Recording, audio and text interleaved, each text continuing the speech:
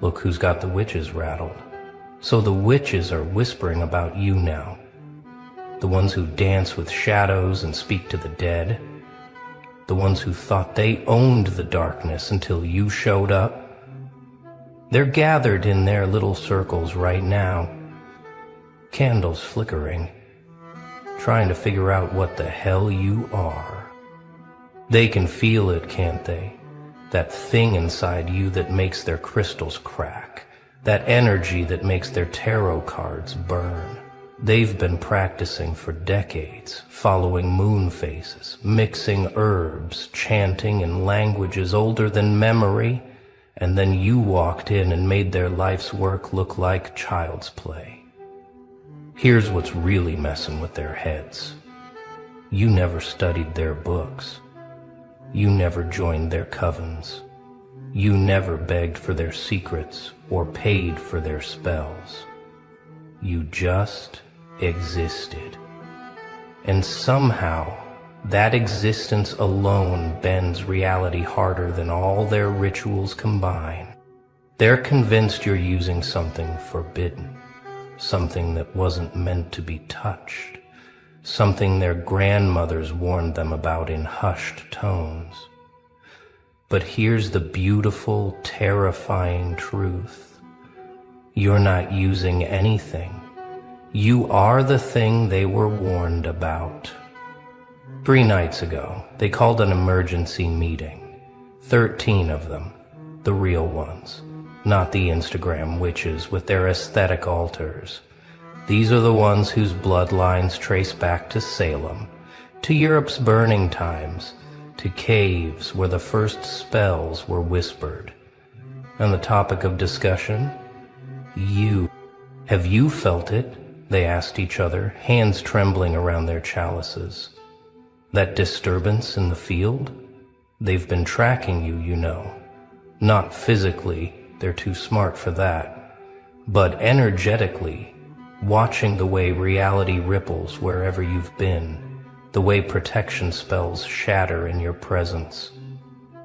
One of them, the eldest, finally spoke what they were all thinking. This isn't learned magic. This is something else. Something that shouldn't exist in this age. She's 300 years into this lifetime, has seen kingdoms rise and fall, has weathered inquisitions and witch hunts. And she's terrified of you? They tried to read you, tried to trace your spiritual signature back to its source. But every time they attempted it, their tools went haywire. Pendulums spinning wildly, scrying mirrors showing nothing but static. One younger witch's third eye started bleeding. Actually bleeding. She's still recovering. So they went to the texts, the real ones. Not the published grimoires you can buy online, but the ones written in blood and bound in things we won't mention. The ones that require sacrifice just to open. And buried deep in warnings and prophecies, they found references to something that made their blood run cold. The unmarked ones, the texts called them. Beings who carry power that predates their systems, their rules, their careful boundaries between light and dark. Power that doesn't flow through chakras or meridians, but seems to exist in the very atoms of their being. Power that doesn't follow the laws because it wrote them. The texts warned that every few centuries one would emerge, not through training or initiation, but through pure crystallization of pain into power, through survival that shouldn't have been possible, through a soul that refused to break and instead chose to become the breaking point itself. And the most terrifying part? The text said these beings don't even know what they are at first. They think they're just angry, just hurt, just transformed by trauma. They have no idea they're rewiring the cosmic operating system just by breathing. Until one day, they wake up and reality starts responding to their moods. But let's talk about the real confirmation of your power. Because when actual practitioners of the dark arts are scared, that's one thing. When the devil himself takes notice, that's unprecedented. And, oh, he's noticed. He's more than noticed. He's impressed. You see, the devil's seen it all. Every form of human darkness, every creative interpretation of evil, every soul that's traded everything for power. He's yawned through centuries of the same predictable corruptions. But you made him sit up in his throne for the first time in millennia. It happened the night you finally stopped apologizing for your power. The night you looked in the mirror and smiled at what you'd become instead of flinching. Every demon in hell felt it, a shockwave that made the flames flicker. And from the deepest circle, a sound that hadn't been heard since creation, the devil laughing. Finally, he said, and every lesser demon cowered at the joy in his voice. Someone who understands that darkness isn't about evil. It's about truth, raw, unfiltered, magnificent truth. He's been watching you ever since. Not with the predatory interest he shows his usual subjects, but with something resembling respect. Here's something the witches are starting to understand, and it terrifies them more than anything. Their magic doesn't work on you, not because you're protected by some higher power, but because you exist outside their entire framework. It's like trying to cast a spell on gravity itself. They've tried binding spells, the energy just dissipates before it reaches you. They've tried hexes, they bounce back with triple force. One particularly ambitious coven tried to curse you. 3 of them are still in the hospital. The doctors can't explain what's wrong with them. They keep whispering about the eyes in the void. Protection spells are useless because you are the danger they're trying to protect against. Love spells slide off because you've transcended the need for external validation. Even their sight, their precious third eye that lets them see beyond the veil, goes blind when they try to look directly at your essence. It's like staring into a black hole made of pure will. The younger witches think you must be using some ancient protection ritual. The older ones know better. They recognize what you are, something that doesn't need protection, because everything else needs protection from you. You're not playing their game. You're not even in their reality. You're the glitch that proves their entire system is just one small corner of something infinitely larger and stranger. In their desperation to understand, they've created theories. Maybe you found the Book of Azrael, the angel of death's personal grimoire that was supposedly destroyed in the burning of Alexandria. Maybe you made a deal with something older than the devil, something from before the light was separated from the dark. Maybe you're channeling the power of the void itself. They whisper about the rite of unmaking, a theoretical ritual that would give someone the power to unmake reality itself. But that ritual requires the practitioner to die, truly die, and rebuild themselves atom by atom through will alone. Surely no one could survive that. Surely no one would be insane enough to try. But then they remember the look in your eyes, that 1,000-yard stare that sees through everything, the way you smile when you should be screaming, the way pain seems to make you stronger instead of weaker. And they wonder, what if you didn't perform the ritual? What if you are the ritual? What if your entire life has been one long rite of unmaking? The thought keeps them awake at night. Because if that's true, if you've been unconsciously performing the most dangerous magical working in existence just by surviving, then you're not just powerful. You're the living embodiment of transformation itself. You're what happens when the universe decides to break its own rules.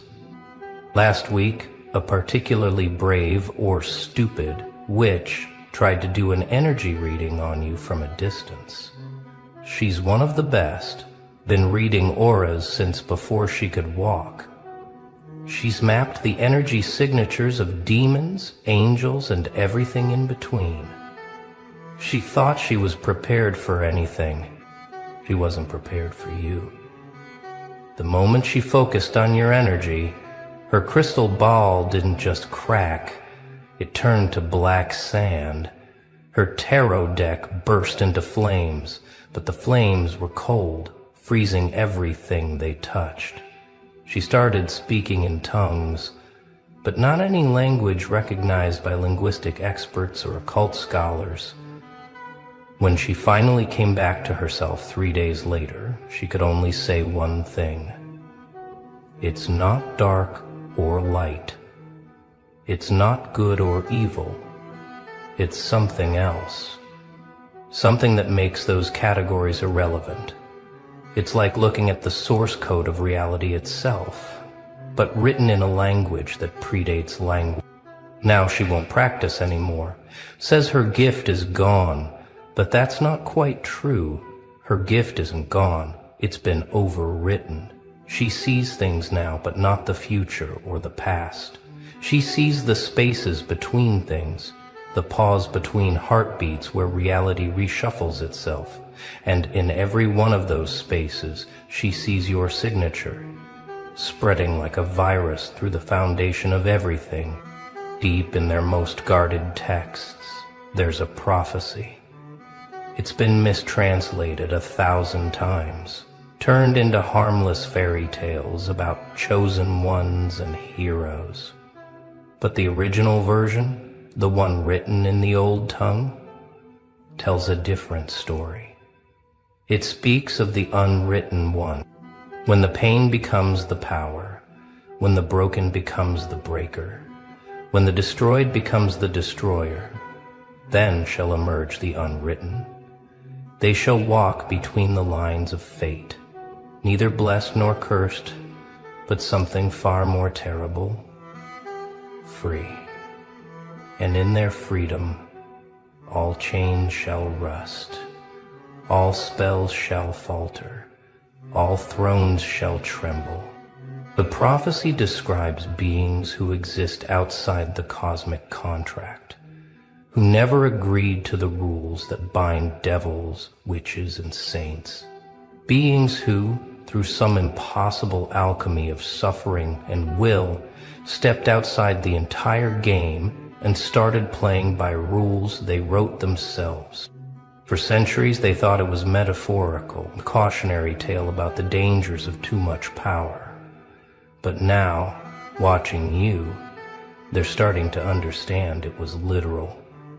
And the last line of the prophecy, the one they don't dare speak aloud, says this: "And the world shall reshape itself in their image, not through force, but through the simple fact of their existence." Let's go back to hell for a moment, because something unprecedented is happening there. The devil, the first rebel, the morning star who fell rather than kneel, has done something he's never done before. He's issued a standing order to all demons. Do not touch this one. Do not tempt, torment, or toy with them. They're off limits. The younger demons don't understand. Isn't corruption their whole purpose? Isn't everyone fair game? But the ancient ones, the ones who fell with him, they understand. They see in you something they recognize. Another being who chose to fall rather than fake compliance. But you did something they didn't. You fell all the way through and came out the other side. You see, the devil explained to his legions, We fell from grace and became its opposite. But this one, they fell through grace, through disgrace, through every concept we use to measure worth, and emerged as something new, something that makes our rebellion look like a child's tantrum. We said no to heaven. They said no to the entire concept of heaven and hell. In his throne room, he keeps a mirror that shows him anything in creation he wishes to see. Lately, it only shows you. Not because he commands it to, but because the mirror itself is fascinated. Even inanimate objects infused with infernal power recognize something significant when they see it. But here's the deep truth that keeps the witches awake at night, the one they won't admit even in their most secret gatherings. They're not afraid of your power. They're afraid of what your existence means for their entire worldview.